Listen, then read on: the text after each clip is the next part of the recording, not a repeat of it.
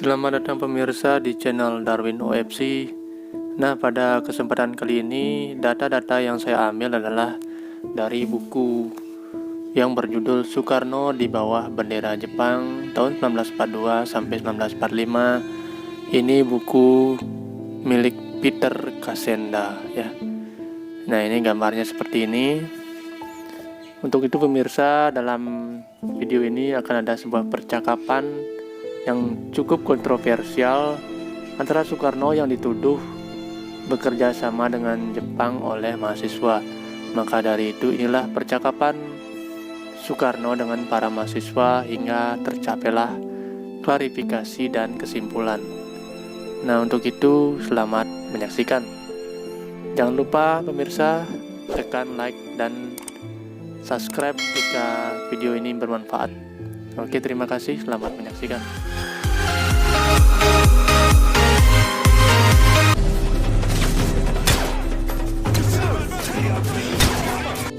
Soekarno diisukan telah mengirim rakyat untuk mengikuti kerja paksa atau dikenal dengan para romusa. Romusa adalah buruh yang terdiri dari orang-orang pribumi atau orang-orang Indonesia yang dijadikan buruh oleh Jepang untuk membangun rel kereta api, bendungan, dan mereka sering disebut dengan para romusa.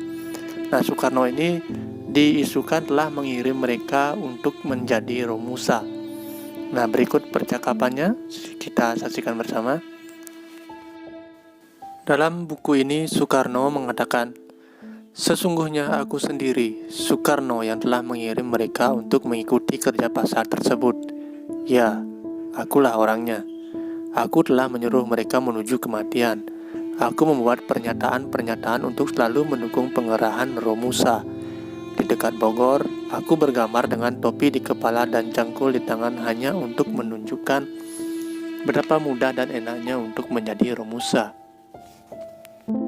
Setelah isu tersebut, 5 orang mahasiswa kedokteran datang dan memaksa masuk ke kamar kerja Soekarno sore harinya. Mereka datang dan bertanya dengan raut muka memperlihatkan rasa tidak percaya. Soekarno menjawab dengan nada marah. Terjadilah dialog di bawah ini. Mahasiswa berkata, "Tampaknya Bung Karno sudah tidak bisa dipercaya rakyat.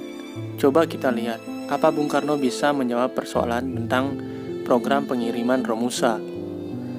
Kemudian hal tersebut dibalas oleh Soekarno. Soekarno pun menjawab, "Ada 2 jalan yang bisa dilakukan. Yang satu tindakan revolusioner, tetapi akan menimbulkan pertumpahan darah serta menelan banyak korban seperti pemberontakan PETA di Blitar.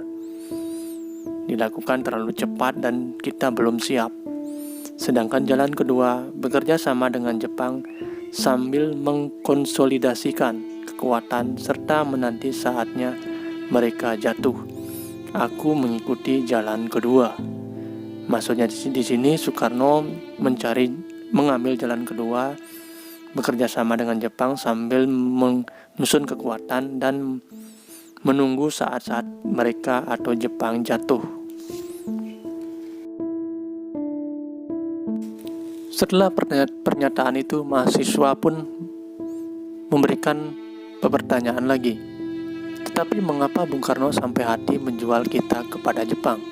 Mengapa Bung Karno malahan menyerahkan rakyat kepada Jepang? Apakah karena Bung Karno merasa kalau tidak melakukan pekerjaan kotor tersebut, toh orang lain akan melakukannya?" Soekarno pun menjawab dengan tegas, "Tidak, sama sekali tidak. Aku tidak pernah membujuk hatiku untuk melakukan apa yang akan dilakukan orang lain. Ini cara berpikir negatif. Aku tidak akan mencoba melepaskan segala beban ini dan hatiku dengan mencari jalan keluar untuk kepentingan diri sendiri. Aku berpikir positif. Bagiku, dengan memberikan kepada Jepang sesuatu yang mereka perlukan, maka aku dapat menuntut konsensi yang diperlukan. Ini merupakan sebuah cara positif menuju kemerdekaan. Dalam setiap peperangan pasti ada korban. Tugas seorang panglima adalah memenangkan perang sekalipun dia mengalami kekalahan dalam berbagai pertempuran di tengah jalan.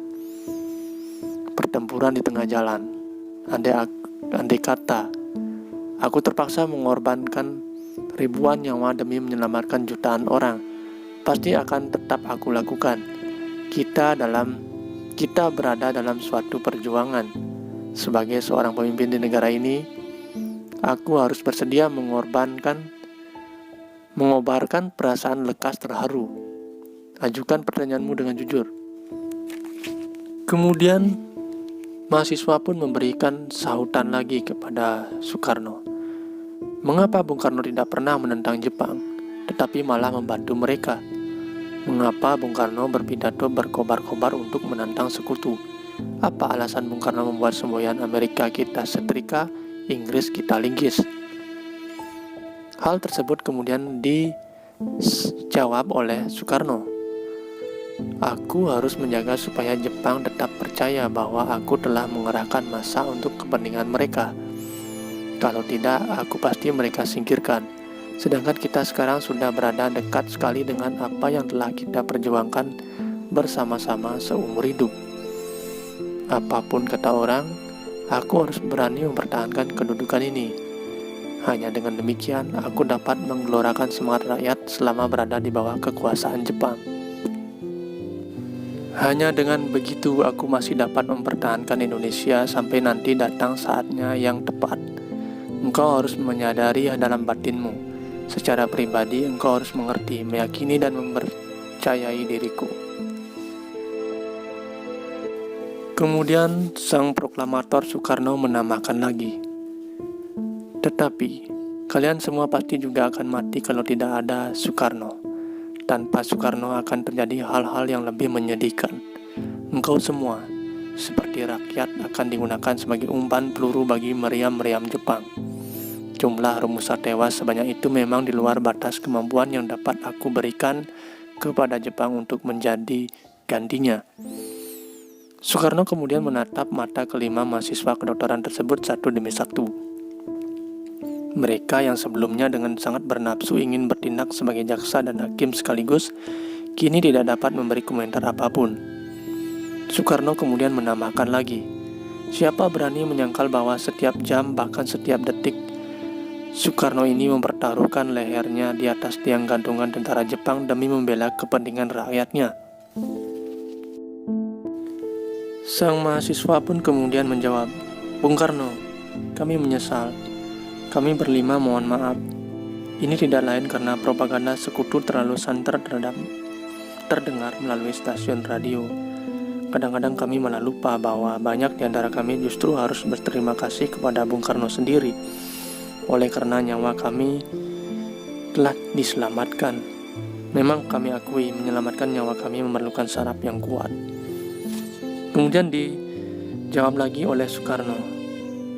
Dalam setiap rambut di tubuhku, aku hanya memikirkan Indonesia. Tidak ada gunanya bagi diriku melepas beban tersebut kepada setiap pemuda yang datang untuk menemuiku. Aku telah dan selalu mengorbankan hidupku hanya untuk Indonesia. Tidak pernah menjadi soal bagiku apakah orang akan menganggap diriku kolaborator atau orang yang bekerja sama dengan Jepang. Soekarno tidak perlu menjawab pertanyaan mereka dan juga pertanyaan-pertanyaan dari seluruh penjara dunia mengenai apa saja yang telah aku kerjakan untuk kemerdekaan Indonesia. Lembaran-lembaran revolusi Indonesia akan dan telah ditulis dengan darah Soekarno. Sejarah pasti akan membersihkan namaku. Julius Fur 2013, halaman 279 sampai 285. Nah, pemirsa sekalian, dari percakapan tadi dapat disimpulkan bahwa Soekarno itu mengiring rakyat untuk menjadi romusa atau pekerja paksa. Namun Soekarno itu bekerja sama dengan Jepang, itu ada tujuannya, yaitu mengkonsolidasi kekuatan atau mengumpulkan kekuatan dan menunggu saat Jepang jatuh. Nah, di saat Jepang jatuh dikalahkan oleh sekutu inilah Soekarno akhirnya mengambil alih dan memproklamasikan kemerdekaan.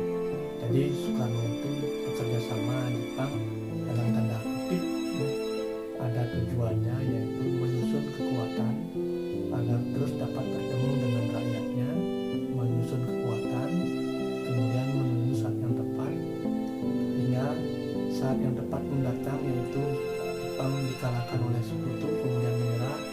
Nah, di sanalah saatnya Soekarno mengimpun kekuatan untuk memerdekakan Indonesia dan memproklamasikan kemerdekaan. Nah, seperti itu pemirsa kesimpulannya. Terima kasih sudah menyimak. Jangan lupa subscribe, dan jika ada yang kurang bisa ditambahkan di kolom komentar ya. Terima kasih pemirsa sudah menyaksikan. Sampai jumpa.